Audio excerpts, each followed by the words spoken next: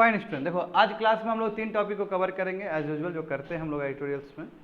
पहला टॉपिक है 33% reservation for women. अब देखो ये तो होने वाला है, बट इससे पहले हमें डिलिमिटेशन जो कॉन्स्टिट्यूएंसी वो करना पड़ेगा। जानते हो ना 2002 में हुआ था तो वहाँ पे कहा गया था कि 2026 से पहले होने वाला नहीं है, तो 2026 के बाद ही होगा ये। और 2029 में जो लोकसभा का चुनाव है वहीं से वो रियलिटी हो पाएगा। भले ही मुद्दा आज है, देखो आज फ्राइडे है ना, आज पूरी तरीके से पास हो जाएगा, ठीक है ना। कल रात को हो गया था, हाँ वो तो लोकसभा से हुआ था ना, राज्यसभा में भी जाएगा बात, राज्यसभा में भी चर्चा होगा इसका, बात समझा। और उसके बाद हाफ स्टेट का रेटिफिकेशन भी तो होना है, क्योंकि अमेंडमेंट है ये आर्टिकल 368 को यूज़ किया गया है, संविधान का जो सबसे जटिल तरीका है। बात समझे, ये संविधान में संशोधन करने का बात है स्टूडेंट, कोई मजाक का ये लॉ नहीं है, ये बहुत बड़ा बहुत कठिन लॉ है ये, बात समझे। बट इसका जो भी है कम इंटू इफेक्ट होगा तो ये 2029 से ही लागू हो सकता है। तो क्या क्या क्रोनोलॉजी है, शुरू में कितने मेंबर्स रहे हैं, महिला मेंबर्स कितने रहे लोकसभा में, वो सब चीज़ हम लोग समझेंगे। बहुत ही कम्प्रिहेंसिव एडिटोरियल है ये, समझे। फिर प्रोपोनेंट्स और अपोनेंट्स का भी आवाज़ सुनने का प्रयास करेंगे। उसके बाद देखो दूसरा क्या है, देखो वही सेम एंटी ट्रस्ट लॉज कल बताए थे ना, गूगल का क्या स्थिति है। हाँ, गूगल क्या कर रहा है, अपना जो सर्च इंजिन है वो बताओ, एप्पल मैन्युफैक्चरर को बोल रहा है कि आप डाल दो उसमें, आप डाल दो। कहने का मतलब क्या है कि ये अलग है ना, यानी कि लेवल प्लेइंग फील्ड आप दे ही नहीं रहे हो दूसरे को। सब सर्च इंजिन को पूरा बराबरी का हिस्सा मिलना चाहिए कि वो लोग भी आगे फले और फूले, सही बात है कि नहीं है। हाँ, ये अलग विषय है कि 91% इसका मार्केट शेयर है गूगल का।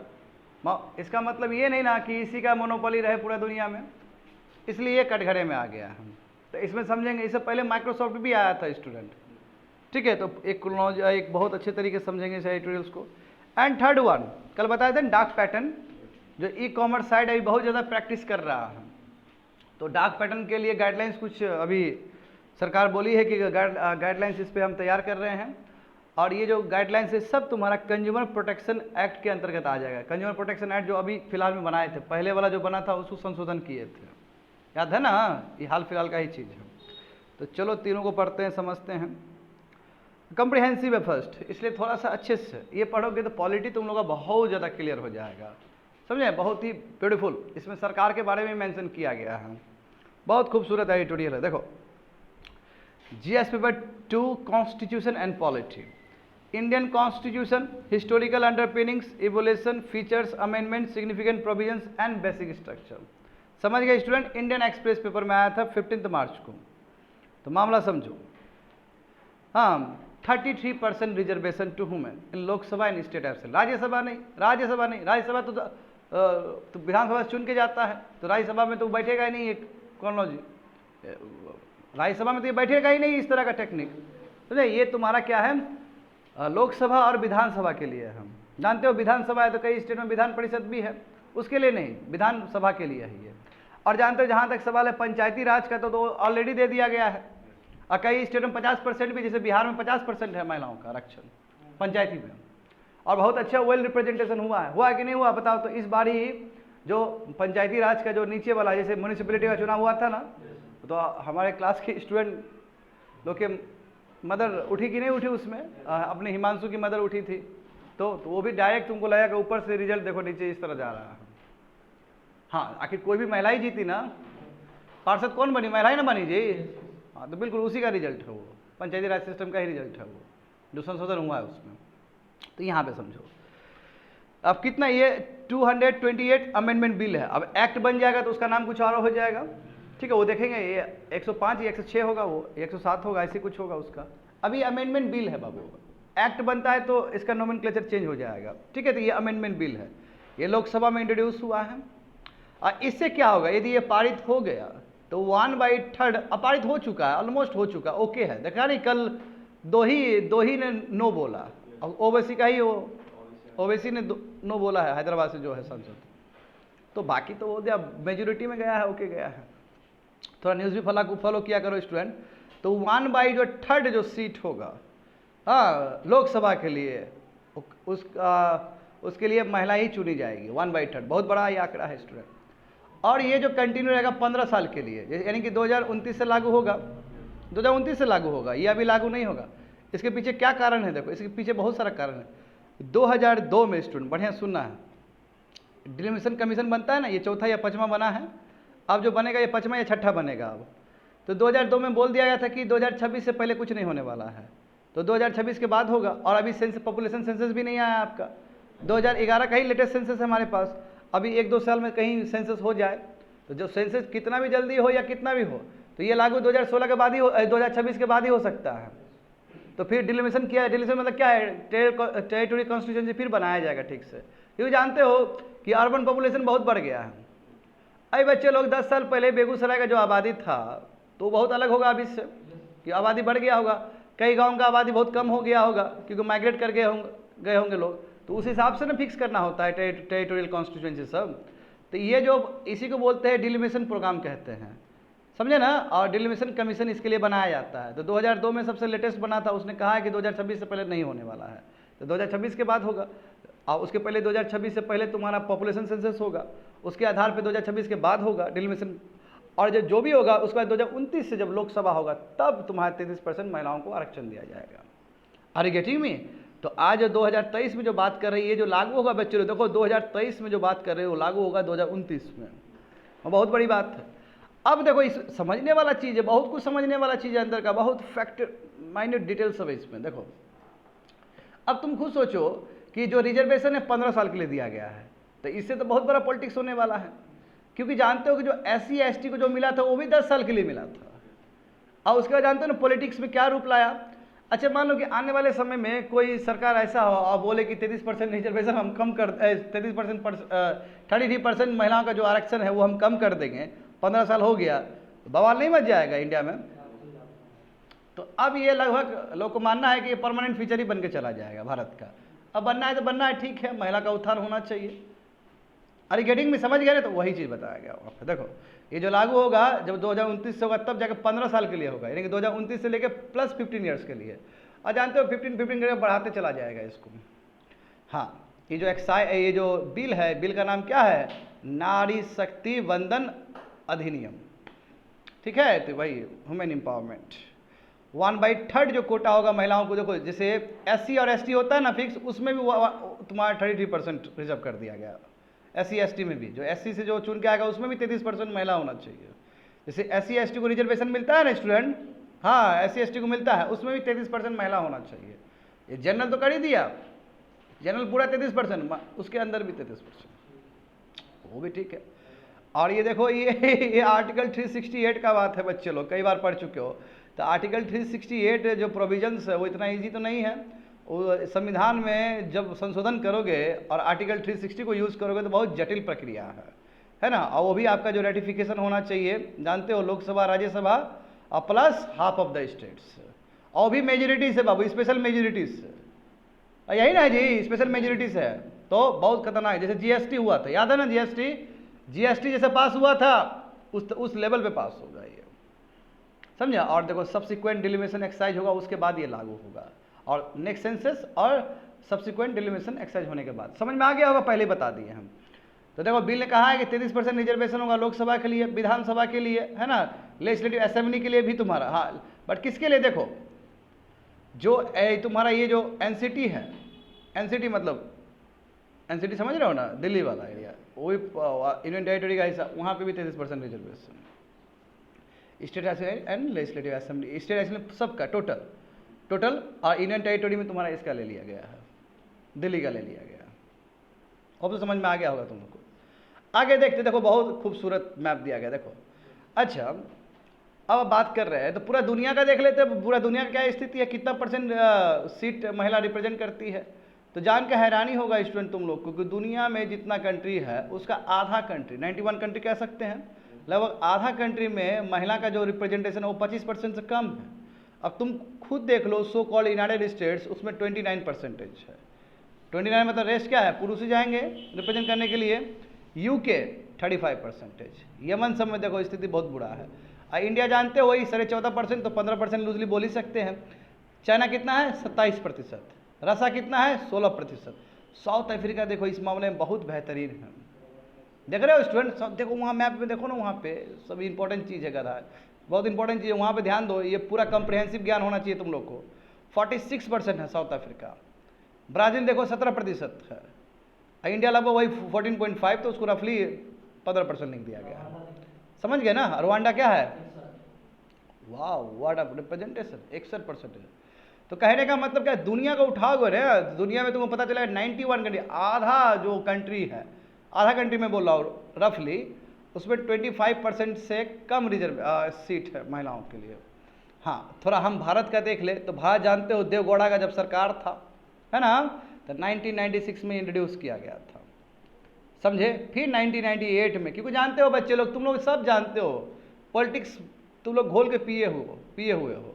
1989 से लेकर 2014 तक जो भी सरकार रहा, कोलिशन का ही सरकार रहा है।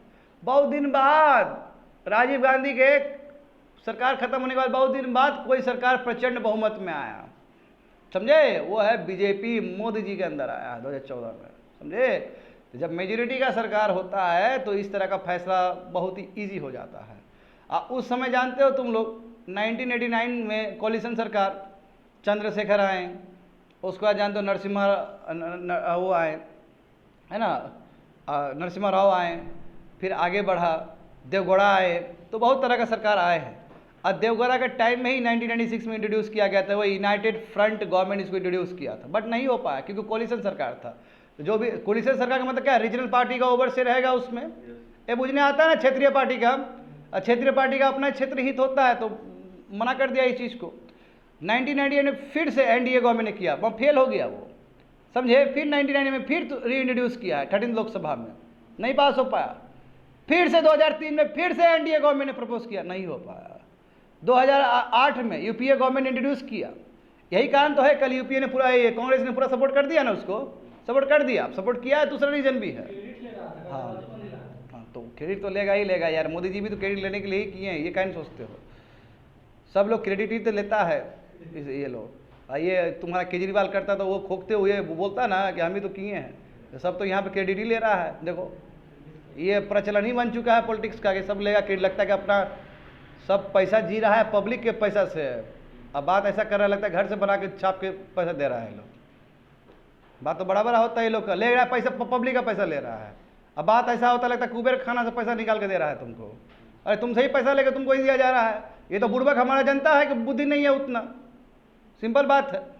हाँ, एजुकेशन का लेवल बढ़ेगा तो बुद्धि खुलेगा। ये भी देखो यहाँ पे 2008 में यूपीए गवर्नमेंट बिल आई थी, हाँ, पार्लियामेंट्री कमेटी पे भी गया है, मैं क्या हुआ, कुछ नहीं हुआ। स्टैंडिंग कमेटी ने देखो ये प्रेजेंट किया, 2010 में देखो बिल को यूनियन कैबिनेट का अप्रूवल मिला, राज्यसभा में आया, फिर तुम्हारा राज्यसभा से पास हो गया, लोकसभा में गया ही नहीं, लैप्स कर गया वो।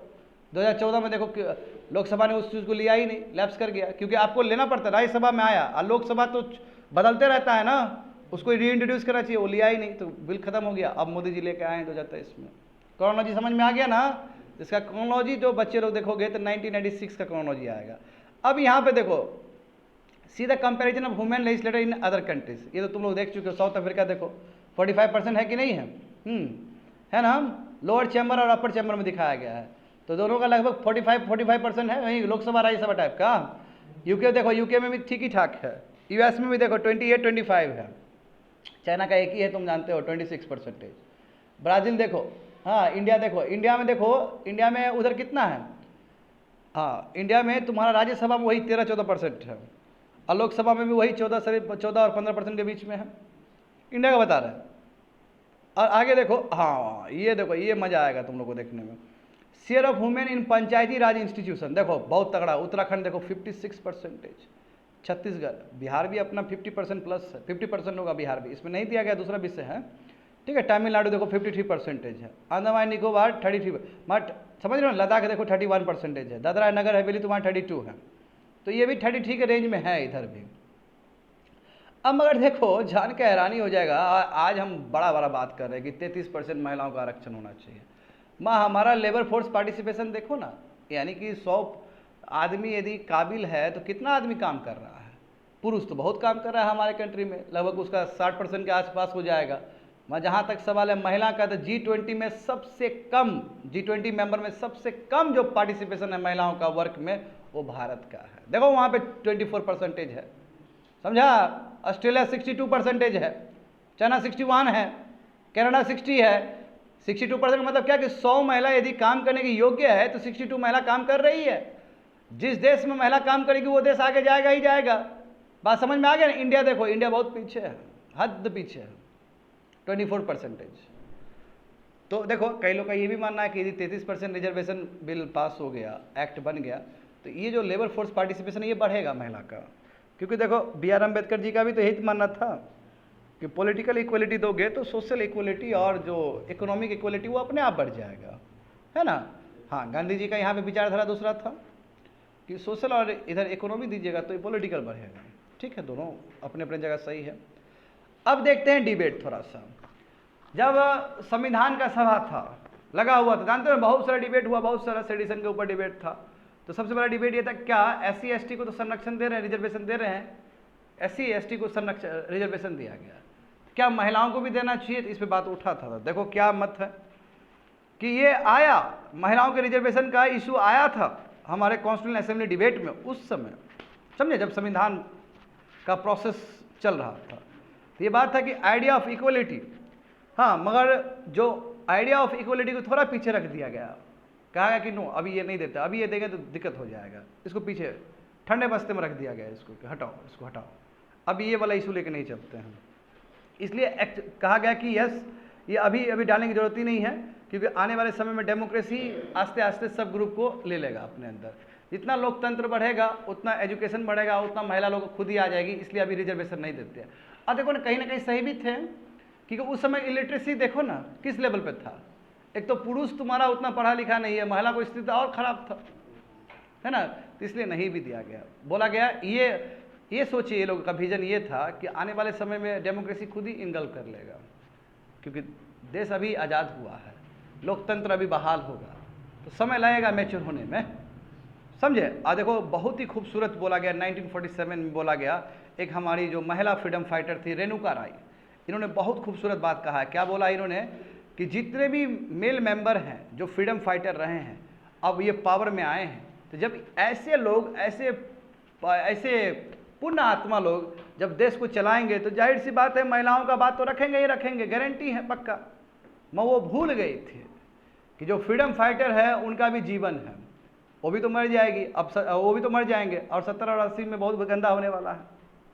तो वो चीज़ का अनुमान नहीं लगा पाई, क्योंकि हम जानते हैं कि 70-80s में और रिप्रेजेंटेशन कम होते चला जाएगा। देखो यहाँ पे तो 1970 वही हुआ कि डिसइल्यूजमेंट शुरू हो जाएगा और होना शुरू हो गया, महिला हताश हो गई, ठीक है, बायसनेस बढ़ने शुरू हो गया सोसाइटी में महिलाओं को लेके, है ना। इन लोगों का उतना एम्पावरमेंट ही नहीं हुआ, तो ये बात उठा उस समय। तो इसलिए एक कमेटी बनाया गया, उस कमेटी का नाम है committee of the status of women in India, 1971 में हुआ है। और इसका जो रिपोर्ट जो सबमिट किया गया 1974 में किया गया। तो क्या लगा उसके बाद ये आया कि चलो ठीक है, लोकसभा और विधानसभा में तो अभी नहीं डाल सकते हैं, हाँ, मैं जितने भी नीचे वाले जो है, समझ गए ना, लोकल बॉडीज़ है, उसमें हम 33% वाला रिजर्वेशन लगा देते हैं। तो एक्चुअली ये 1974 का रिपोर्ट ही है जो 71 में सेटअप किया गया था, और रिपोर्ट कब आया, 74 में आया। उसी के रिपोर्ट का आधार बनाते हुए बच्चे लोग जो पंचायती में जो आज मिलता है 33% रिजर्वेशन का, वो वहीं से जेनेसिस है उसका, वहीं से स्टार्टिंग पॉइंट है। समझ में आया तुम लोग को? आगे देखो। तो इसलिए देखो आस्ते आस्ते बहुत सारे स्टेट गवर्नमेंट सब भी ये रिजर्वेशन वाला कॉन्सेप्ट को लागू करना शुरू कर दिए लोकल बॉडीज़ में। फर्स्ट जो स्टेट है वो कर्नाटका है, जिसने 25% रिजर्वेशन दिया महिलाओं को पंचायती राज इंस्टीट्यूट, शुरू फर्स्ट का बोल रहा हूँ। आस्ते आस्ते ये जटिल रूप लेगा, आस्ते आस्ते ये 33% का भी रूप लेगा। देखो ये कब रूप लिया है, 73rd और 74th अमेंडमेंट, जानते हो कब हुआ, 1992 में। तो कह सकते हो ना कि 1992 में जो अमेंडमेंट हुआ, जिसके वजह से जितने भी ये लोकल तुम्हारा 3 टायर सिस्टम है, जिसमें तुम्हारा पंचायती होगा और म्यूनिसिपैलिटी होगा, इसको भी एम्पावर करने का बात किया, बट 1992 में। बट उससे पहले रिपोर्ट तुम्हारा 71 और 74 में हो चुका है, तो उसका कहीं ना कहीं आधार है यहाँ पे, उसके साथ कनेक्शन है यहाँ पे। आर यू गेटिंग में, समझ रहे हो ना। इसलिए नेशनल पर्सपेक्टिव प्लान बना महिलाओं के लिए 1988 to 2000, इसमें बोला गया कि यस 30% रिजर्वेशन महिलाओं के लिए होना चाहिए। आर यू गेटिंग में, समझ गए ना। तो यहाँ पे देखो ये 1988 में रिकमेंड किया ये तुम्हारा प्लान ने, कहा कि यस रिजर्वेशन होना चाहिए महिलाओं को, ठीक है ना। हाँ, तो इसमें इसलिए देखो 73rd और 74th अमेंडमेंट हुआ संविधान में, बहुत बड़ा अमेंडमेंट। तब जाके हर स्टेट को कहा गया कि कम से कम 1/3 जो थर्ड सीट होगा आपका पंचायती राज में, वो महिलाओं के लिए आप फिक्स करिए। इतना ही नहीं स्टूडेंट, जो चेयरपर्सन है, चेयरपर्सन समझ रहे हो ना, जो मेयर सब होगा, हेड होगा, ये तो मेंबर का बात अलग है, हेड भी तो होता है ना, मेयर है कि नहीं है? देखो मेयर क्या है, अभी का मेयर का नाम क्या है? हाँ, पिंकी देवी है। संजय सिंह मत बोल देना तुम लोग, संजय सिंह उसका हस्बैंड है, पिंकी देवी लड़ी है। बात समझ में आ गया ना? तो देखो ये चीज़ है, तो इसलिए जो इंपॉर्टेंट पोजीशन है उसका भी तुम्हारा 1/3 ऑफिस, चेयरपर्सन, ये सब होना चाहिए। पंचायती राज इंस्टीट्यूशन जानते हो, उसका भी अलग लेवल है, तो 1/3 मेंबर भी और तुम्हारा पोस्ट भी है। हाँ, और देखो उसके बाद देखो, उसके बाद इतना ही नहीं, तुम्हारा शेड्यूल कास्ट और शेड्यूल ट्राइब वुमेन का भी कर दिया गया उसी के अंदर, कि कहीं से वो उठ रही है तो 1/3 वो भी रहेगी। जैसे कई जगह सीट होता है ना कि SC ST का ही, उसमें 1/3 उसको डाल दिया गया। देखो फलस्वरूप क्या हुआ, महाराष्ट्र सब तो आगे निकल गया, महाराष्ट्र, आंध्र प्रदेश, बिहार, छत्तीसगढ़, झारखंड, यहाँ तो और ज़्यादा दे दिया गया, 50% रिजर्वेशन दे दिया। और कई स्टेट में देख रहे हैं 50% से भी ऊपर चला गया है। तो ये क्रोनोलॉजी समझो बच्चे लोग, ये मैं तुम लोगों को बता चुका हूँ। देखो एक बार फिर से आया है तो एक बार आप समझ लो अच्छे से, फिर ऐसा एटुअल पढ़ने का मौका नहीं मिलता है कि जो पूरा हिस्ट्री को रख दिया है बढ़िया से पकड़ के। तो ह्यूमन रिजर्वेशन बिल 33% वाला जो कॉन्सेप्ट है, नया नहीं है, सबसे पहले इंट्रोड्यूस हुआ था 81st अमेंडमेंट बिल के रूप में। कब? 1996 में। देवगौड़ा का सरकार था, वही यूनाइटेड फ्रंट गवर्नमेंट, बट ये कोलिशन का सरकार है। इसमें बहुत सारे, कोलिशन का मतलब है कि क्षेत्र पार्टी। बताओ अभी ऐसा दौर है बच्चे लोग कि ये मुलायम सिंह सब है ना, आने वाले समय में मुलायम सिंह सब, तुमको पता है मुलायम सिंह कौन सा मिनिस्टर बना है? आप लोग बताओ तो। डिफेंस मिनिस्टर सब बना है मुलायम सिंह सब। कोई बिलीव कर सकते हो इस बात को? अभी पचाना बड़ा मुश्किल होगा तुम लोग को, क्योंकि यूपी का मतलब 80 सीट, तो एक बहुत बड़ा क्षेत्रीय पार्टी होने के बाद भी आपका जो नेशनल पॉलिटिक्स में बहुत बड़ा रोल होगा। ये हमारे लालू प्रसाद यादव बिहार के हैं, इनका भी इतना बड़ा शेयर रहेगा कि इनको रेल मंत्रालय मिल जाएगा, है ना। कौन कहता है, कौन दलित को बनना देना चाहता है? यही था बयान। अभी बहुत वायरल होता है लालू प्रसाद यादव जी का वीडियो जो है कि अटल तुम एक दिन जरूर देश का प्रधानमंत्री बनेगा। अब तो राजगद्दी छोड़िए महाराज, एक बार बन गए ना। अच्छा, ममता बनर्जी को बोलती है, क्या ये सच नहीं है कि आपने रेल मांगा था? हाँ, वो बोला नहीं, हम आपके तरह नहीं, हम बाहर से सपोर्ट कर रहे हैं। नहीं मांगे थे तो नहीं मिलेगा। इतना वायरल हुआ है वो वीडियो। बताओ लालू प्रसाद का जो बोलने का जो इतना खतरनाक, कहाँ से कॉन्फिडेंस है? कहाँ से कॉन्फिडेंस है? इतना पढ़ा लिखा आदमी कॉन्फिडेंस नहीं होगा यार। मैं तो उनका कॉन्फिडेंस देख के तो मैं सोचा कि यार ये इतना कॉन्फिडेंस कैसे आता है आदमी में? इतने वरिष्ठ लोग बैठे हुए हैं, चंद्रशेखर बैठे हुए हैं, ओ अटल जी बैठे हुए हैं, इतने पुराने लोग बैठे हैं। उस बीच में कोई एक नौजवान उस लेवल पर भाषण दे सकता है, और वही भाषण दे रहा है बच्चा रीजनल लैंग्वेज में दे रहा है। समझ में आ रहा है ना? जो हिंदी बोला है प्योर हिंदी नहीं है उसमें, वो अपना भोजपुरी वाला भी लैंग्वेज यूज कर रहे हैं। बहन सुषमा का भी एक है ना, उसमें किसी को नहीं छोड़ता है बाबू। ये है वो, ये सब चीज़ में तो तुमको 100 में 100 पॉइंट देना पड़ेगा। नीतीश कुमार को कितना झाड़ते थे? नीतीश का एक पेट में भी दांत है। डायरेक्ट बोल देते थे पेट में भी दांत है इसका। और नीतीश कुमार तो बहुत कूल आदमी हंस रहा है बैठ के। वो तो शुरू से बहुत ही मिजाज जो है ना बहुत ठंडा रहा है नीतीश कुमार का, क्योंकि बहुत दिमागी है नीतीश कुमार। लालू फेंका गया मगर नीतीश पकड़ के रखा है। बहुत चला, बिहारी आदमी है तो चलाक तो होगा ही ना, चलाक तो होगा ही। सातिर है, समझे? देखो पार्लियामेंट का बात आया इसलिए याद आ गया। देखो यूनाइटेड फ्रंट गवर्नमेंट देवगौड़ा का सरकार है। देवगौड़ा में जानते हो ना, साउथ से थे कि नहीं थे? उसका देखो, मगर देखो नहीं हो पाए ये अप्रूवल नहीं हो पाए। हाँ, पार्लियामेंट्री कमेटी के पास गया चेकअप के लिए इसका, उसके बाद बिल लैप्स हो गया, लोकसभा भंग हो गया, ये खत्म। 1998 में फिर अटल बिहारी वाजपेयी इसको लेकर आया। वो एनडीए का सरकार था उस समय, वो भी कोलिशन का ही सरकार था, है ना। तो ये हुआ, फिर 12th लोकसभा में आया, बट वही बात है, सपोर्ट नहीं मिला, लैप्स हो गया। फिर इंट्रोड्यूस हुआ, देखो बहुत हुआ। फिर अटल बिहारी वाजपेयी के 1999, 2002-3 में फिर खत्म हो गया ये। फिर कांग्रेस भी लाया, फिर नहीं हो पाया, तो बहुत ऊपर नीचे। 2008 देखो मनमोहन सिंह का सरकार, यूपीए गवर्नमेंट, ये लाया, ठीक है। उस समय देखो लोकसभा से तो बढ़िया से पास हो गया, 186 और 1 वोट्स, ठीक है ना। बट देखो उसमें क्या, हाउएवर द बिल ये तुम्हारा सॉरी राज्यसभा में तुम्हारा 186 और 1 से पास हुआ। मैं ये बिल तुम्हारा वो गया ही नहीं वो लोकसभा में, क्योंकि लोकसभा में जानते हो कि आरजेडी और जदयू और एसपी। अच्छा, तुम लोग को लगा कि ये लोग विलन है, मैं ये लोग विलन नहीं है। इसका हम देखना चाह रहे थे कि इसका क्या है, आखिर क्यों आरजेडी, जदयू और सपा ने क्यों मना किया था उस समय 2010 में। तो इसका भी बहुत ही कोर मीनिंग निकला। पहले हम भी आरोप लगा रहे थे कि यार यही लोग विलन है, नहीं, ये लोग भी अपने जगह सही थे। ये सब क्षेत्रीय पार्टी है, सब ओबीसी पे चला हुआ पार्टी है। देखो तीनों ओबीसी का पॉलिटिक्स करके आया है तीनों, और यही तीनों पार्टी है जिसने ओबीसी को नेशनल लेवल पे लाया है, समझे ना। इन लोगों का मानना ये था कि जब जनरल कैटेगरी में तुम 33% कर देगा तो ओबीसी मरा जाएगा, क्योंकि ओबीसी को ज़्यादा रिप्रेजेंट करने वाला मेल ही है, मेल मेंबर ज़्यादा है, और ओबीसी के बारे में गणित उन्नित पता नहीं है महिलाओं को। तो इनका मांग ये था कि ठीक है 33% तुम कर दो, मगर तुम ओबीसी के अंदर भी 33% कर दो, तब हम लेने के लिए स्वीकार है। बात समझ में आ रहा है तुम लोग क्या बोलना चाह रहे हैं हम? 33% तुम जो कर रहे हो कि 33% पूरा सीट से चुन के जाना चाहिए। जैसे अभी कितना मेंबर है हमारे, हाँ 545 है ना जी, 2 अभी नहीं है, 543, उसमें 33% महिला आएंगी, तो बहुत सारा जनरल कैटेगरी से ओबीसी से आएगी। तो ये बोले कि ओबीसी के अंदर भी आप 33% कर दो, ये ताकि ओबीसी को मान लो कि 100 सीट मिल रहा है, लेट्स एग्जांपल, तो 100 सीट में 33% तो महिला ही केवल जाए, और वो भी फिक्स होना चाहिए, इधर के हिसाब से भी फिक्स होना चाहिए कि बहुत सारा स्टेट्स आया, वो भी ओबीसी मिला तो तुम्हारा ये हो गया 33% हो गया, मतलब टोटल महिला 33% हो गया, टोटल महिला। ओबीसी के अंदर भी तुम 33% फिक्स कर दो, कहने का मतलब ये है। समझ में आ रहा है ना गणित? तो ये फिक्स नहीं हुआ क्योंकि मामला डेलिकेट हो गया, इसलिए ये लोग अपोज कर दिया। और कहीं ना कहीं इन लोग का मानना सही है, क्योंकि क्षेत्रीय पार्टी का जो मेन मुद्दा था, मेन पॉलिटिक्स था, ओबीसी को लेकर ही पॉलिटिक्स था। यही लोग है, यही तीनों पार्टी है जिसने ओबीसी का कद बढ़ाया है पॉलिटिक्स में। अब बाद में देखो ना, अभी के सरकार सब मोदी जी सब बोलते हैं कि हमारे अंदर इतना ओबीसी है, पहले ओबीसी का कोई बात ही नहीं करता था। तो क्रेडिट तो इन्हीं लोगों को जाएगा। स्टूडेंट ओबीसी का हिस्ट्री देखोगे, मंडल कमीशन सब तुमको समझ में आ जाएगा, समझे ना। तो इसलिए अपोज कर दिया था। अभी विलन के रूप देखो 2014 में बीजेपी ने अपने मैनिफेस्टो में प्रॉमिस किया, और सेम प्रॉमिस तुम्हारा 2019 में भी किया। अब लग रहा है पूरा हो जाएगा ये। हाँ, जो घोषणा पत्र है बीजेपी का, जानते हो ना बच्चे लोग, राम मंदिर था उसमें, यूनिफॉर्म सिविल कोड था, कश्मीर का आर्टिकल 370 था, और ये भी है।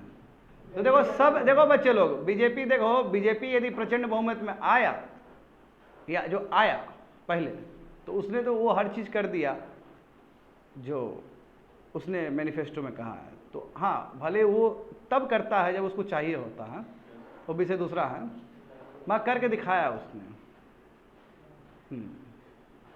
Under Modi ji leadership India achieved many things.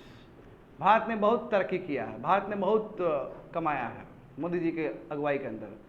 अब तुम डिजिटल लिटरेसी का ही बात कर लो ना, किस लेवल पे गया है, वर्ल्ड बैंक का ही रिपोर्ट था। सड़क का देख लो, इस बात को मत भूलो स्टूडेंट।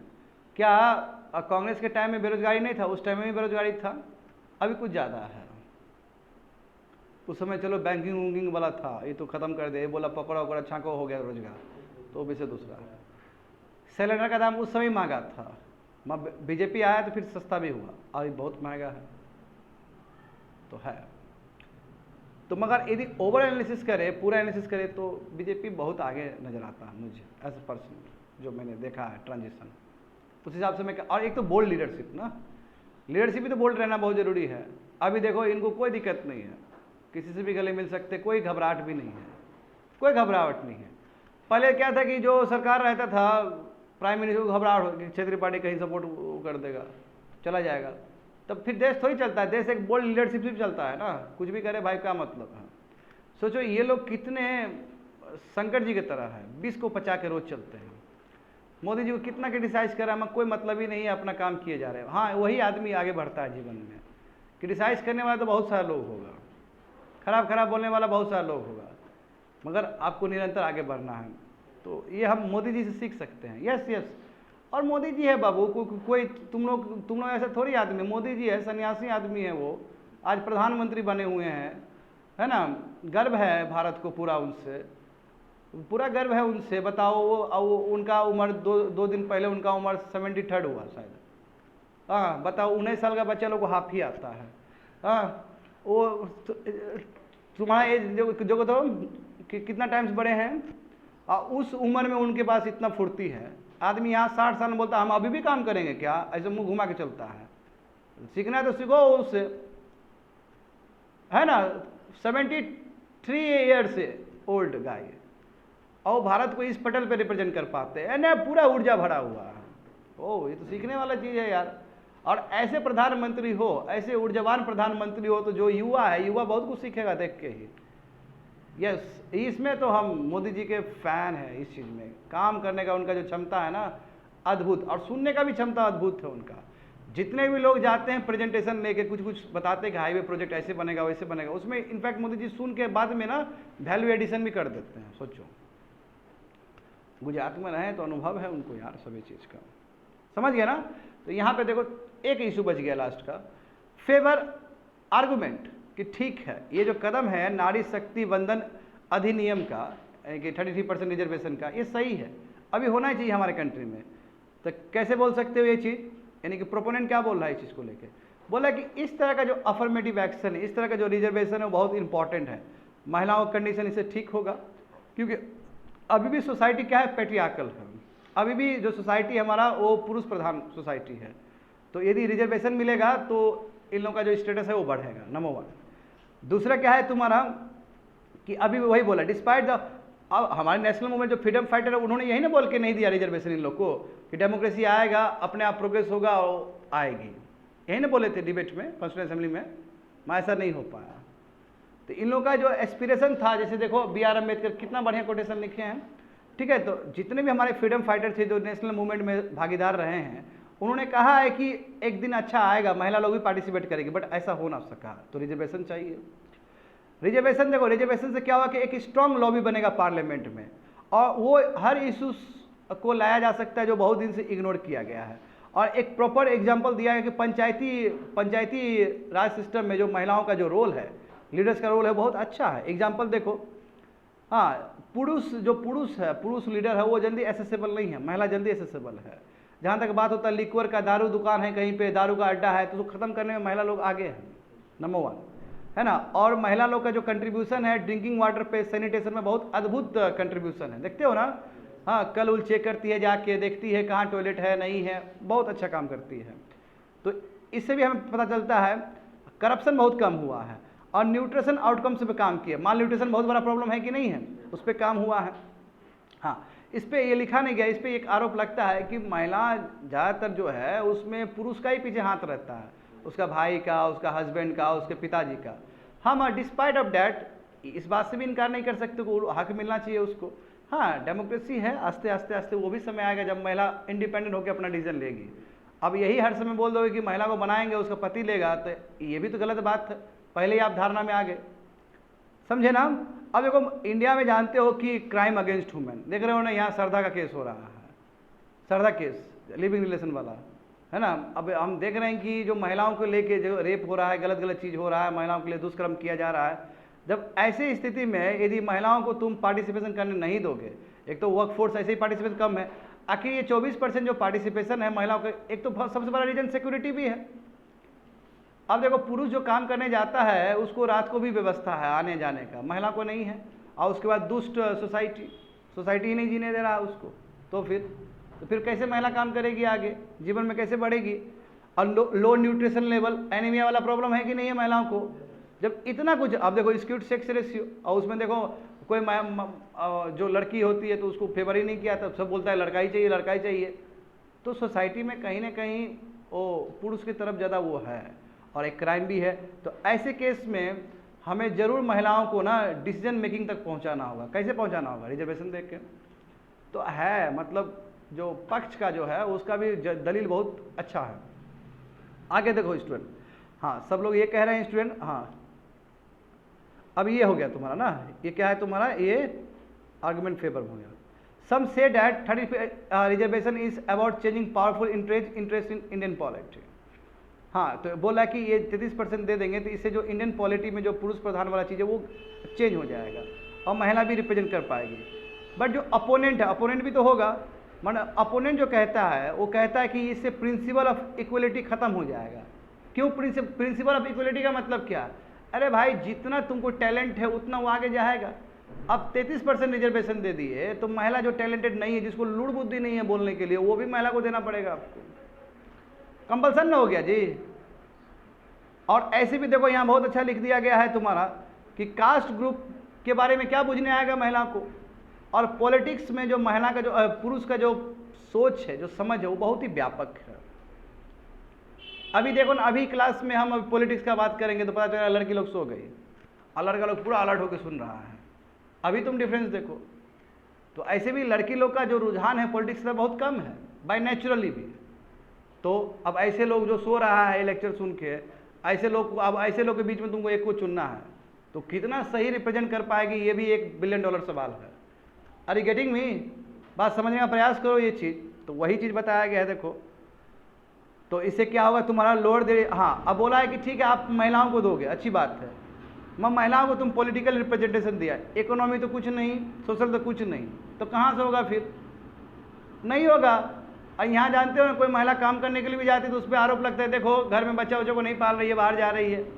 ये तो पहले तो सोसाइटी का माइंडसेट चेंज करना होगा आपको, ये भी एक दलील उठ रहा है। और दूसरी बात है कि पुरुष जो है वो कास्ट ग्रुप को लेकर काम करते हैं, महिला कभी कास्ट ग्रुप को लेकर काम नहीं करेगी, वो होमोजीनियस कम्युनिटी ही नहीं है। ये भी है तुम्हारा, समझे? वो कास्ट बेस्ड रिजर्वेशन उनको बुझने ही नहीं आएगा महिलाओं को। हाँ, उसके बाद सोशल, इकोनॉमिक, पॉलिटिकल स्टेटस बताओ, तो अब पॉलिटिकल तुमने अपलिफ्ट कर दिया, व्हाट अबाउट द सोशल और इकोनॉमिक फैक्टर्स, तो उसमें भी तो सशक्त करना होगा। तो वही बोलेगा what about the ideal family, क्योंकि आइडियल फैमिली का परिभाषा क्या है कि महिला घर में रह के अपने बच्चे का सेवा करेगी और ग्रैंड पेरेंट्स सबको देखेगी, तो वो तो सब तो स्ट्रक्चर खराब ही हो जाएगा आपका। हाँ, मैं जो भी हो, ठीक है, ये तो ओपोनेंट का सुर है, मेरा सुर नहीं है, जो भी हो, ये जो बिल है, ये बिल अपने आप में प्रोग्रेसिव है।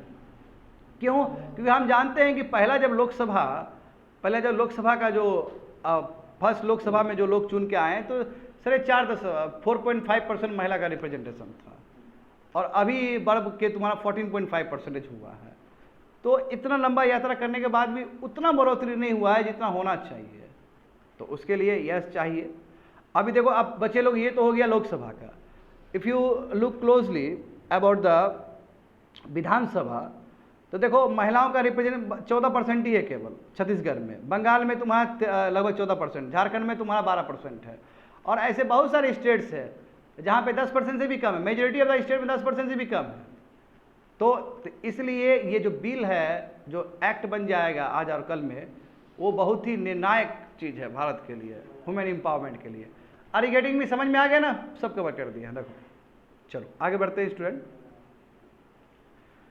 344 GIS paper 3 economic development, effects of liberalisation on the economy, changes in industrial policy and their effects on industrial growth. तो यहाँ समझो, ये इंडियन एक्सप्रेस पेपर में आया था 16 सितंबर को स्टूडेंट। यहाँ सब आप जानते हो ना, एंटी ट्रस्ट जो लॉज है बहुत खतरनाक है यूनाइटेड स्टेट्स का, रोबस्ट है। हाँ, किसी को भी धर लेगा ये, किसी को छोड़ता नहीं है।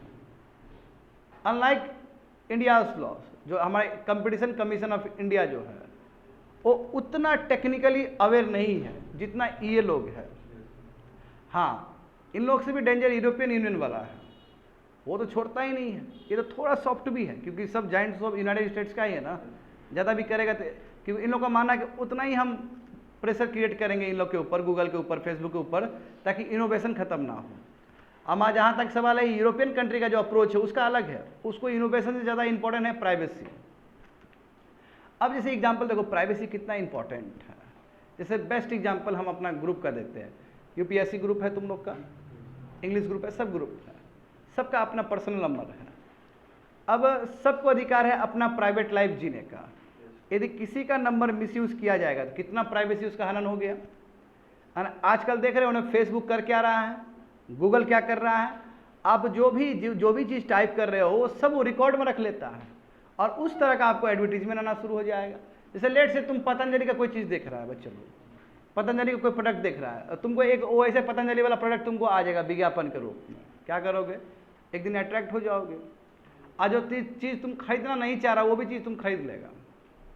यही तो हुआ यहाँ पे, बात समझे? तो यहाँ पे देखते हैं, चलो स्टूडेंट देखो यहाँ पे, तो यूएस डिपार्टमेंट ऑफ जस्टिस है एंड और भी बहुत सारे स्टेट ने आरोप लगाया गूगल के ऊपर कि गूगल कर क्या रहा है, गूगल बहुत सारा पैसा दे रहा है, बिलियंस ऑफ मनी पे कर रहा है किसको? फोन मैन्युफैक्चर एप्पल को, ताकि वहां पे बाय डिफॉल्ट गूगल का सर्च इंजन लगा दे। अभी बच्चे लोग जो मोबाइल फोन खरीदते हो तो बहुत सारा ऐप होता है ना, बाय डिफॉल्ट होता है ऐप। और देखो आदमी का, ये बहुत अच्छा लिखा है थोड़ी देर में है, आदमी का एक बिहेवियर पैटर्न है। आदमी का एक बिहेवियर पैटर्न ये है कि जब आप मोबाइल खरीदते हो और उसमें कोई डिफॉल्ट पहले से ऐप है तो उसको आप डिलीट नहीं करते हो, हालांकि आप डिलीट भी कर सकते हो। मैं एक आदमी का एक बहुत ही बिहेवियर पैटर्न है कि नहीं, बताओ तो। अब तुमको नहीं लगता है कि एप्पल के पास औकात है अपना सर्च इंजन बनाने के लिए? बिल्कुल बना सकता है, माइक्रोसॉफ्ट बना सकता है, तो ये क्यों नहीं बना सकता है? बिल्कुल, क्योंकि इसको बनाने नहीं दे रहा है। क्यों? क्योंकि जितना बनाया, जितना कमाएगा उतना गूगल ही इसको पे कर दे रहा है, तो क्यों बनाएगा? इसको तो अब बैठे खाया मिल रहा है। और कहा जाता है कि एप्पल और एप्पल का प्रोडक्ट की वजह से ही इसका भी शेयर चल रहा है गूगल का, तो ये सिम्बायोटिक रिलेशन है। बट ये रिलेशन के चक्कर में जो नया सर्च इंजन आने वाला था, इनोवेशन, वो तो खत्म हो गया। उसका क्या? क्योंकि ये डिजिटल वर्ल्ड में सबको मौका है फलने और फूलने का। अब इतना ज़्यादा पकड़ के रह जाएगा गूगल, तो व्हाट अबाउट द अदर? देखता आर्टिफिशियल चैट जीपीटी आया ना, बोला नहीं हम गूगल का मोनोपोली तोड़ देंगे, ये भी अपना बनाना शुरू कर दिया उसको राइवल करने के लिए। समझ रहे हो ना स्टूडेंट? तो देखो ये आरोप लगे हैं इस पर कि एप्पल जो है अपना सर्च इंजन क्या बाय डिफॉल्ट, गूगल वाला सर्च इंजन वो बाय डिफॉल्ट रख रहा है। हाँ, गूगल ने इस चीज़ को क्लेम किया है, यानी कि काउंटर किया है कि नो, हमारा जो प्रोडक्ट है, हमारा जो सर्च इंजन है वो बहुत सुपेरियर है। आइए, इस बात में भी दम है इस बात में। आज गूगल कितना सुपेरियर है। हाँ, जैसे मान लो कि बहुत सारा आज जो तुमको पढ़ा रहे वो भी गूगल से ही लिया गया है। बहुत सुपेरियर, कुछ भी चीज़ गूगल में आ जाता है। गूगल तो दिन रात बढ़ते चला जा रहा है। सुपेरियर है कि नहीं है? कुछ भी होता है तो बोलते जाओ वो गूगल में ढूंढ लो। कुछ भी खरीदना है तुम गूगल से जाकर अमेजन चला जाता है, खरीद लेता है कि नहीं? बताओ तो। अनडाउटली जो फीचर है गूगल का वो सुपेरियर है। अब सुपेरियर है तो हमारा क्या गलती है? गूगल बोल रहा है और कस्टमर का चॉइस है, इसलिए तो 91% हमारा शेयर है। इसमें हमारा क्या गलती है? और ऐसे भी कस्टमर को पूरा इजाजत है कि यदि एप्पल में बाय डिफॉल्ट हमारा ऐप है तो वो अपना स्विच ऑफ कर सकता है, निकाल सकता है वहाँ पे। मगर बिहेवियर इकोनॉमिक्स यही बताता है, आपका बिहेवियर पैटर्न यही बताता है कि कोई भी मोबाइल में आपको डिफॉल्ट ऐप मिला तो आप उसको डिलीट नहीं करने वाले हो, उसको एज इट इज रखते हो। ये भी बात है। देखो अब यहाँ पे देखो, क्या ऐसा केस पहले हो चुका था यूनाइटेड स्टेट? तो हुआ था 1998 का केस, सिमिलर केस था। देखो उस समय यूएस जस्टिस डिपार्टमेंट इसी ने माइक्रोसॉफ्ट के ऊपर आरोप लगाया था कि माइक्रोसॉफ्ट का जो प्रैक्टिसेस है वो अनकम्पिटेटिव प्रैक्टिसेस सब है। हाँ, अब वो कर क्या रहा था माइक्रोसॉफ्ट? जानते हो, विंडोज़ बनाता है माइक्रोसॉफ्ट, विंडोज़ जानते हो ना, विंडोज़ 7, विंडोज़ 8, अब तो कितना 14-15 पहुँच गया हो, अब तो बहुत आगे निकल गया। ऑपरेटिंग सिस्टम बोलते बच्चे लोग, कंप्यूटर और तुम्हारा जो भाषा, कंप्यूटर का भाषा और तुम कैसे समझोगे? ऑपरेटिंग सिस्टम से, है ना। जो सबसे पहले जो बहुत फेमस था विंडोज़ 7 था, बहुत सिंपल, कोई भी आदमी उसको टच करके समझ सकता है। अभी भी सबसे सिंपल वही लगता है हमको। और विंडोज़ 8 और 9 सब देखोगे तो बहुत ही उसमें बहुत अच्छा फीचर सब है, अब बहुत एडवांस हो गया। तो देखो उस समय क्या हुआ था, देखो हाँ, अच्छा हाँ, this is not the only instant. देखो ये पहली बार नहीं है कि गूगल के ऊपर आरोप लग रहा है, अभी थोड़ी देर में बताएंगे इसका वाला केस, माइक्रोसॉफ्ट वाला, बीच में समझ लो ये कि ये पहली बार आरोप नहीं लग रहा है गूगल के ऊपर, समझे ना। जनवरी 2023 में भी जस्टिस ने बोला है, ठीक है। ये भी देखो डिजिटल एडवर्टाइजमेंट कर रहा है ना, कुछ भी आपका डेटा लेता है उसके ऊपर आपको दे देता है, और बहुत गंदा प्रैक्टिस कर ही रहा है गूगल। तो यहाँ पे देखो गूगल ने क्या बोला उसके बाद देखो, अभी वो मुद्दा अभी थोड़ा देर में उठाएंगे, फिर से मुद्दा लाएंगे वो वाला। यहाँ पे देखो आर्गूमेंट क्या दिया गूगल ने, मैंने बताया ना 91% हमारा सर्च मार्केट है, हमारा मार्केट शेयर है, जाहिर सी बात है, हाँ हमको फेवर मिलेगा ही मिलेगा। हाँ, is there any deal between the Apple and Google? सबसे बड़ी बात है, क्या कोई डील हुआ है एप्पल और गूगल के बीच में जिसकी वजह से जो एप्पल मैन्युफैक्चरर है वो गूगल सर्च इंजन को डिफॉल्ट रख रहा है? तो बिल्कुल ये पाया गया है। देखो बहुत सारे रिपोर्ट ऐसे आए हैं स्टूडेंट जहाँ पता चला कि हाँ डील हुआ है, समझे। ये डील तुम्हारा 2017 में भी हुआ था, और अभी भी देखो न्यूयॉर्क टाइम्स के हिसाब से, न्यूयॉर्क टाइम्स जानते हो ना, बहुत ही प्रतिष्ठित वहाँ का पेपर है। गूगल ने लगभग एप्पल को कितना पे किया था? 1 बिलियन पे किया था तुम्हारा, $1 बिलियन 2014 में। हाँ, अभी देखो अभी तो और बढ़ गया एप्पल नाउ, अभी देखो एप्पल को लगभग 8 बिलियन to 12 बिलियन डॉलर मिलता है। और उसमें देखो एप्पल जो पैसा जो कमा रहा है लगभग 10% तो तुम्हारा यहीं से कमाई हो रहा है। और इतना ही नहीं, इसका फायदा गूगल को भी हो रहा है। गूगल का भी जो कमाई हो रहा है लगभग 75% तुम्हारा आईफोन और आईपैड यूजर से ही हो रहा है। तो सिम्बायोटिक रिलेशन है, सिम्बायोटिक रिलेशन है। बात समझे ना, यानी कि ये रिपोर्ट पाया गया है, रिपोर्ट छापा है, तभी तो आप देखो ये बिहेवियल इकोनॉमिक्स बता रहे थे ना कि बताए थे ज़्यादातर पीपल क्या होता है जो डिफॉल्ट ऑप्शन है उसको काटता नहीं है, वो एज इट इज़ रख लेता है। अब यहाँ पे देखो तो 2017 में गूगल वॉज फाइंड, गूगल को फाइंड किया गया $2.7 बिलियन बाय यूरोपियन यूनियन। खैर मैंने कहा ना ये बहुत खतरनाक है, यूरोपियन यूनियन छोड़ता नहीं है बच्चे लोग, वो बहुत सख्ती से पेश आता है। यूनाइटेड स्टेट्स का जो एंटी ट्रस्ट लॉ है इससे भी खतरनाक यूरोपियन यूनियन का अप्रोच, समझे ना। इसने कहा है कि आपने प्राइवेसी के साथ क्यों ऐसा किया, खिलवाड़ किया है, आपको देना पड़ेगा पैसा इतना। यूरोपियन यूनियन ने देखो टोटल $8.25 बिलियन यूरोस चार्ज किया था, एंटी ट्रस्ट इन्वेस्टिगेशन हुआ तब कि कोई दोषी पाया गया। Similarly competition commission of India, उसने भी देखो 1300 करोड़ पेनल्टी लगाया था गूगल पे, वही एंड्रॉयड मोबाइल फ़ोन के साथ वो कर दिया था। और सिमिलरली एक और तुम्हारा लगभग 100 करोड़ का पेनल्टी लगाया था, जहाँ पे वो प्ले स्टोर पॉलिसी खेल रहा था ना, प्ले स्टोर में वो अपना ही जो ऐप पैसा दे रहा है उसी को रख रहा है, वो याद करो। हाँ, क्योंकि ये तो फिर वो हो गया। तो what about the new app, जैसे मान लो कि हमको कोई ऐप बनाना है एजुकेशन से रिलेटेड, जैसे केसीएस से रिलेटेड हमको बनाना है, ऐप बनाना है, हमको पूरा अधिकार है। अब उसके लिए हमको पैसा देना पड़ेगा गूगल को, तो जो पैसा गूगल को ज़्यादा देगा उसका प्रचार करेगा गूगल, अपना प्ले स्टोर में रखेगा। गलत है कि नहीं है? ये मामला गया था तो कंपटीशन कमीशन ऑफ इंडिया ने लगभग 100 करोड़ पेनल्टी लगाया था उस पर। हाँ, यूरोपियन यूनियन देखो उसमें भी देखो वही बात है कि यूएस ऑनलाइन मेटा और अमेजन पे तो पूरा माथा खराब रहता है इसका। यूरोपियन यूनियन का बहुत सख्ती से पेश आता है, कहने का मतलब ये है बहुत बहुत सख्त है। आगे देखो स्टूडेंट, मैं वो इशू छोड़ कर बैठा हूँ ना, अभी इशू आएगा थोड़ी देर में। देखो बट यूएसए जो है बहुत स्लो है, क्योंकि ये जो बेहमौत है सब यूनाइटेड स्टेट्स का ही है। अब ये एक्चुअली यूनाइटेड स्टेट्स को पूरा वर्ल्ड में रिप्रेजेंट करता है। मैं हमेशा इंग्लिश पढ़ाता हूँ तो बोलता हूँ ये चीज़ कि अमेरिकन जो कल्चर है वो because of this technology, Facebook है ना, मेटावर्स, ये सब जो देख रहे हो, व्हाट्सअप सब देख रहे हो, सब वहीं से तो आया है। इसी तरह सॉफ्ट भी है, क्योंकि इसका मानना है कि इतना भी पनिश नहीं कर दे कि इसका जो इनोवेशन है वही खत्म हो जाए, इसलिए बैलेंस करके चलता है। बट यूरोपियन यूनियन ऐसा नहीं है, वो नो बैलेंस। उसको सबसे पहले अपना सिटीजन का प्राइवेसी, और जानते हो उसके लिए उसने अपना प्राइवेसी वाला एक्ट भी पास किया है, GDPR वाला जो है, जनरल डेटा प्रोटेक्शन एक्ट, और उसी के आधार पे हमने भी श्री कृष्णा कमेटी बनाया था और हमने भी पास किया है। लू फॉल्स है वो दूसरा विषय है। बात समझ में आ रहा है? जोड़ पा रहे हो सभी चीज़ को ठीक से? तो थोड़ा सा देखते हैं एंटी ट्रस्ट केस जो हुआ था 1990s में। देखो माइक्रोसॉफ्ट ने क्या किया, बिल गेट्स ने क्या किया। देखो इसे, हाँ 20 साल पहले भी इस तरह का मामला आया था यूएस गवर्नमेंट के पास में। तो माइक्रोसॉफ्ट देखो जिसका टोटल मोनोपोली ऑपरेटिंग सिस्टम में था उस समय, पर्सनल कंप्यूटर में खाली माइक्रोसॉफ्ट का ही ऑपरेटिंग सिस्टम था, वही विंडोज 7 1998 में, वही, या उससे पीछे भी कह लो 4-5 भी चल रहा था उस समय, ऑपरेटिंग सिस्टम उसका पूरा है।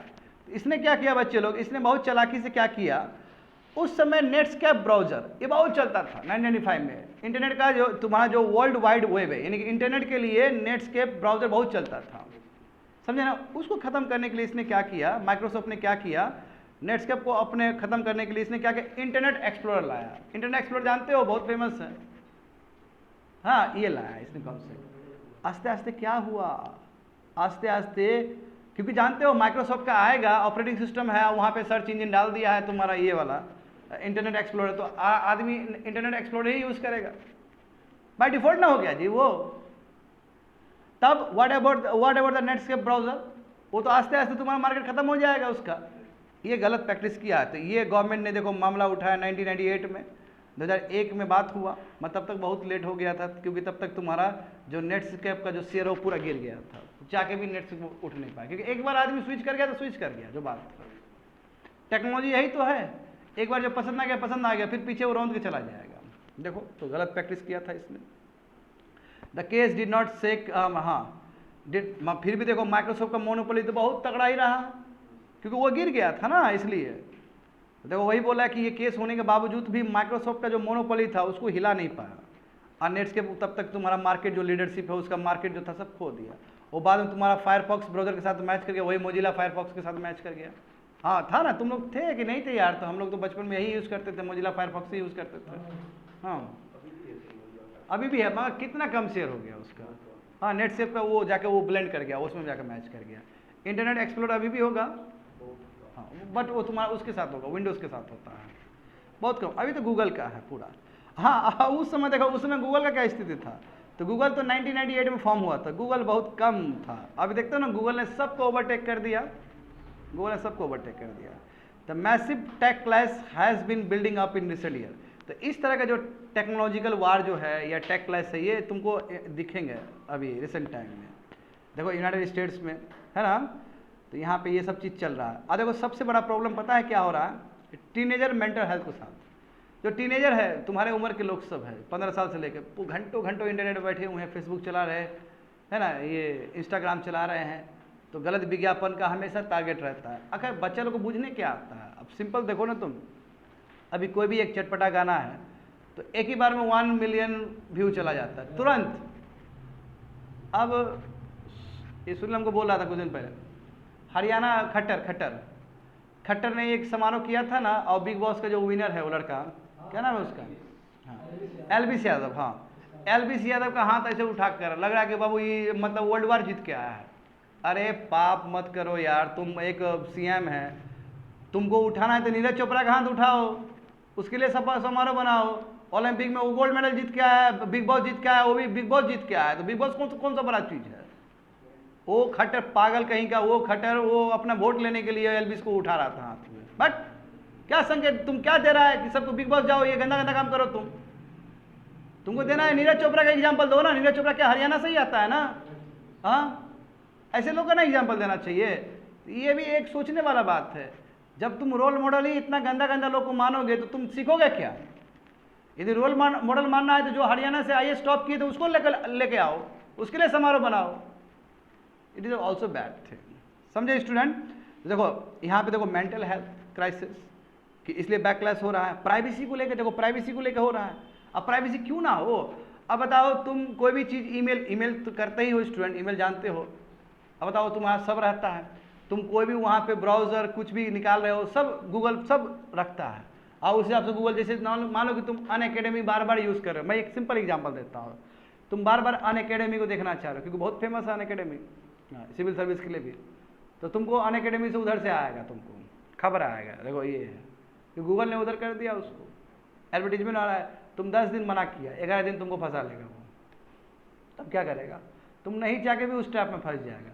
दूसरा यूट्यूब का एल्गोरिथम देखो, तुम यूट्यूब में एक कन्हैया कुमार का लगा दो, दूसरा कन्हैया कुमार का तैयार है वीडियो नीचे, तो एल्गोरिथम तो पूरा सेट हो जाता है। तुम हनुमान चालीसा लगा लो तो फिर दूसरा तुम्हारा हनुमान जी का वहाँ पड़ा हुआ है कि नहीं, मतलब एक क्रिकेट का लगा लो तो दूसरा क्रिकेट पड़ा हुआ है, तो एल्गोरिथम ही सेट हो गया है। अब उसे क्या हुआ कि आपका जो सोचने का तौर तरीका है उस पर आप कंट्रोल नहीं कर पा रहे, इंटरनेट कंट्रोल कर रहा है तुमको। बढ़िया समझो इस चीज़ को। इसलिए कहते हैं मोबाइल फ़ोन सब जो यूज़ है होना चाहिए वो बहुत ही समझदारी के साथ यूज़ करने वाला चीज़ है। अदरवाइज तुम्हारा दूसरा का विचारधारा तुम्हारे दिमाग पे थोपा जाएगा और आस्ते आस्ते आस्ते आस्ते आस्ते पता नहीं चलेगा कब तुम बदल गया। तो वही तो हो रहा है। देखो मेंटल हेल्थ प्रॉब्लम हो रहा है, प्राइवेसी का, अब व्हाट एवर स्मॉल बिजनेस सब, तो ये लोग का बेचारा सक्सेस नहीं हो पा रहा है। क्यों? क्योंकि जो बड़ा बड़ा प्लेयर है वो कहाँ उसको जीने देगा उसको। तो ये सब इसके वजह से बैक क्लास हो रहे हैं। समझ गए स्टूडेंट। आगे देखो, व्हेन कंपटीशन, जब कंपटीशन ही खत्म हो जाएगा तो कंज्यूमर को ही नुकसान होगा कि नहीं होगा बताओ। तो बहुत नुकसान होगा कंज्यूमर को, क्योंकि जैसे मान लो कि अमेजन तुमको दे रहा, हो सकता है अमेजन से भी बढ़िया आ सके, क्या उससे बढ़िया नहीं आ सकता है? क्या एक से एक आ सकता है? तो सबको बराबर का मौका देना चाहिए। तो इसलिए department of justice in United states in 2000 ये बोला है कि गूगल तो पूरा कंपटीशन को ही ख़त्म कर रहा है, इससे कंज्यूमर का नुकसान हो रहा है। हाँ, मगर लोग ये भी बोलते हैं कि आखिर क्या, गूगल तो फ्री में ही दे रहा है सब चीज़ को, इंटरनेट लो, अब गूगल क्या लेता है पे। मगर उसके बाद भी गूगल तो एडवर्टीजमेंट कर ही रहा है जी, एडवर्टीजमेंट करता है। देखो एल्गोरिदम उसी हिसाब से सेट करता है। तो Google contract institute eight rival, क्योंकि गूगल ये सब चीज़ कर रहा है स्टूडेंट, ताकि राइवल पावर जी नहीं सके, लेवल प्लेइंग फील्ड हो ना सके। और देखो मोनेटाइजेशन हो रहा है। अभी देखते हो ना, प्रचार प्रसार करना है आपको कोचिंग इंस्टीट्यूट का, किसी कोचिंग, तो आप तो लोग गूगल पे भी करना शुरू कर दिए हैं। हाँ, ललन टॉप पे आता है ना, दिखाता है ना पीछे।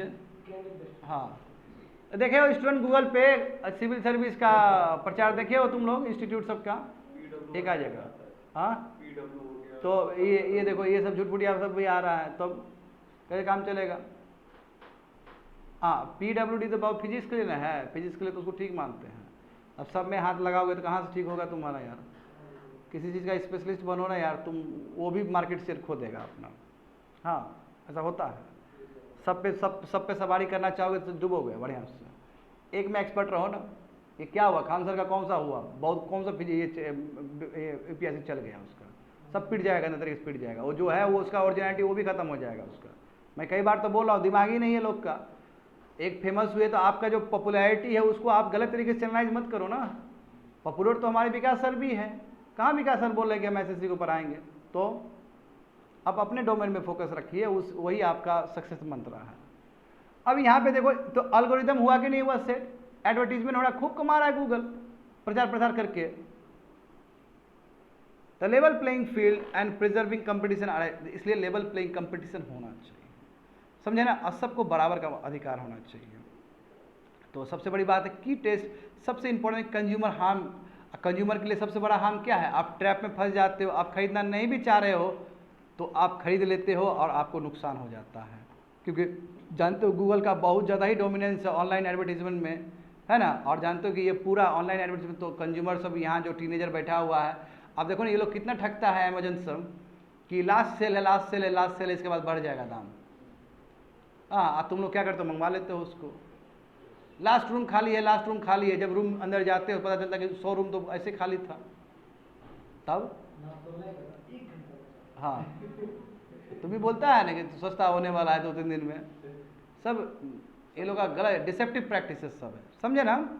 तो आखिर लॉस किसका हो रहा है, कस्टमर का ही हो रहा है। आगे देखते हैं स्टूडेंट, देखो बिल्कुल ही सेकेंड और थर्ड इंटर रिलेटेड है। देखो यहाँ पे GS paper 3 economic development same रहेगा सिलेबस। ये हिंदू बिजनेस लाइन पेपर में आया था 14 सितंबर को। यहाँ पे देखो, अच्छा जानते हो डार्क पैटर्न कल बताए थे, डिसेप्टिव मेजर्स सब है। अब जैसे देखो तुमने एक सामान खरीदा कोई, तो एक बंडल प्रोडक्ट खुद ही आ जाता है कि ये खरीद रहे हो तो ये भी खरीद लो, आता है ना ऑप्शन स्टूडेंट। जो तुम लोग यदि खरीद रहे हो ई कॉमर्स साइट से खरीदते हो तुम लोग, हाँ बंडल प्रोडक्ट्स आ जाता है कि ये सब्सक्रिप्शन ये भी ले लीजिए, ये भी सस्ता पड़ेगा, ये वो। कई बार तो पॉपअप आ जाता है, पॉपअप सुने हो ना बीच में, वो हटने के लिए तैयार ही नहीं है, ऐसे आ जाएगा, ऐसे आ जाएगा, तुम मिटाते रहो, ऐसे ऐसे करते रहेगा वो। माथा खराब, जब तक वो ऐसे ना बोलोगे तब तक ठीक नहीं, तब तक तुम्हारा चला जाएगा।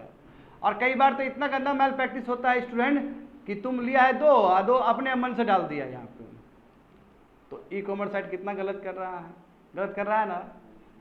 और कई बार तो ये भी प्रचार आ जाता है कि लास्ट 2 रूम बचा है, 1 रूम बचा है सिटी में, आदमी लोग डर डर से ले लेता है, पता चलता है होटल में गया, 100 होटल खाली है, उससे बढ़िया बने रूम खाली है, तो गलत है। ये सब आ रहा है अभी, समझे ना। तो इसलिए देखो सरकार को आगे आना पड़ा स्टूडेंट।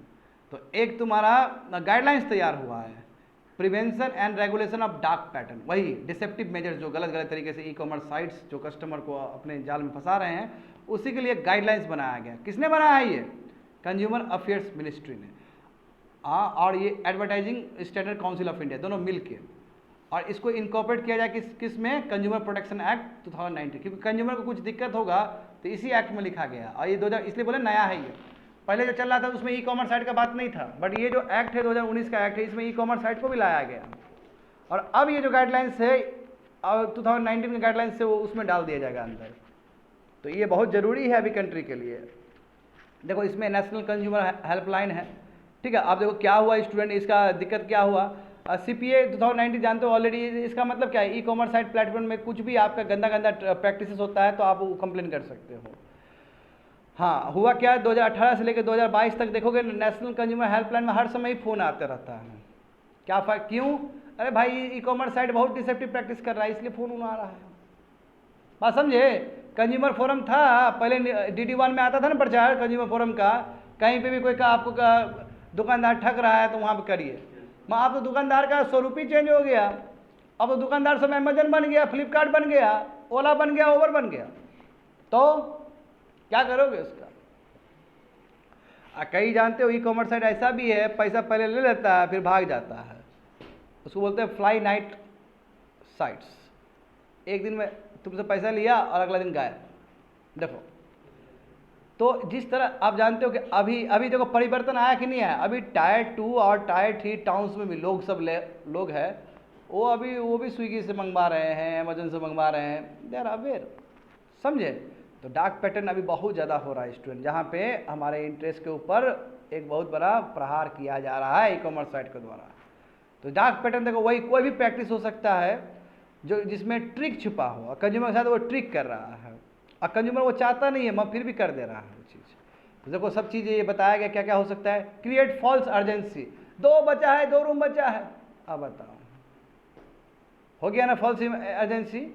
प्रोमोटिंग फोर्स्ड एक्शन, अब पॉपअप लग गया वहाँ पे, है ना, आपको करना पड़ रहा है। सब्सक्रिप्शन ट्रैप, तुम 2 सामान खरीदना चाह रहा है, 2 सामान बोला कि ये भी लो, बंडल प्रोडक्ट लो, यस। डिस्गाइज एडवर्टीजमेंट, कुछ से कुछ एडवर्टीजमेंट दे रहा है तुमको अपने जाल फंसाने के लिए। नैगिंग, हाँ नैगिंग के बारे में देखो नीचे लिखा गया है। नैगिंग का मतलब क्या है, यूजर को बार बार तुम पूछ रहे हो, एंड नॉट मेकिंग, बार बार वही पॉपअप ही है, बार बार आ रहा है, और जब तक तुम थक नहीं जाएगा नैपअप कंज्यूमर, तब तक वो हटेगा नहीं, यानी कि वो बाद में एंड में वो सर्विस या प्रोडक्ट वो लेके ही रहता है। तो इतने गलत प्रैक्टिसेस हो रहे हैं स्टूडेंट। देखो प्रैक्टिस जैसे एग्जांपल देखो, वही सब जो बोले हैं, तुम खरीदने के लिए जाओगे, बंडल प्रोडक्ट आ जाएगा, तो बहुत मुश्किल है ना। उसके बाद देखो इसके वजह से ना बहुत प्रॉब्लम हो रहा है, एडवर्टीजमेंट को ऐसे दिखाएगा, अट्रैक्ट कर लेता है ये। तो अब देखो सबसे बड़ा प्रॉब्लम है फ्लाई बाय नाइट ऑपरेटर्स। वही आया है, एक दिन के लिए आया है बाबू, पैसा जीतेगा, उड़ा देगा, फिर एक बार में चला जाएगा। ये एक बार में तुम्हारा लेगा पैसा, समझे, एक बार में लेगा ये, अगला दिन कोई डिलीवरी नहीं गुड और प्रोडक्ट का, उड़ गया वो। तो इसको भी ठीक करना होगा। अभी तुम खुद देखो, जब से ये कंज्यूमर प्रोटेक्शन एक्ट में ये ई-कॉमर्स साइड वाला चीज़ डाल दिया गया कि ये देखेगा, लैक्स ऑफ लेगेसी केसेस सब है, पेंडिंग है अभी भी कंज्यूमर फोरम में। तो कहने का मतलब क्या है कि पहले तो आप फ्लाइंग ये जो पॉलिसी लाओ फ्लाई बाय नाइट ऑपरेटर्स को ठीक करने का, और जो आपका कंज्यूमर फोरम है उसका कैपेसिटी बढ़ाओ। इतना लाख है, और अभी आप नया फीचर ला रहे हो डिसेप्टिव मेजर का, डार्क पैटर्न का, तो इसका मतलब केस और बढ़ने वाला है आपका। सुनो, अभी डार्क पैटर्न वाला नहीं है, अब लाया गया है, अब केस पहले से 1 लाख चल रहा है। तो पहले तो तुम कंज्यूमर फोरम है उसको पहले सशक्त करो, ताकि लाख वाला खत्म हो जाए, तब नहीं यहाँ पे, क्योंकि तुम बोझ बढ़ा रहे हो उसका। तो प्रॉपर जो ग्रीवांस रिड्यूसल मैकेनिज्म है, जहाँ पे कस्टमर का जो भी प्रॉब्लम वो सॉल्व हो जाए, वो व्यवस्था पहले अच्छा क्रिएट नहीं करना पड़ेगा तुमको। तो लैक ऑफ इशू है, इससे और बढ़ जाएगा आपका कंप्लेन सब, तो फिर क्या होगा बताओ, कोई फायदा नहीं होगा, कस्टमर को कोई फायदा नहीं होने वाला है।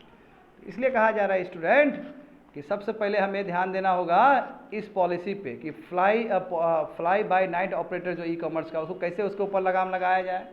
इसका मतलब ये है कि ये पैसा ले लेता है, ये प्रोडक्ट भी नहीं देता टाइम पे और उड़ जाता है। और सबसे बड़ा प्रॉब्लम देखो, non delivery of products, time पे प्रोडक्ट नहीं पहुंचा है आपको, आपका पर्सनल डेटा।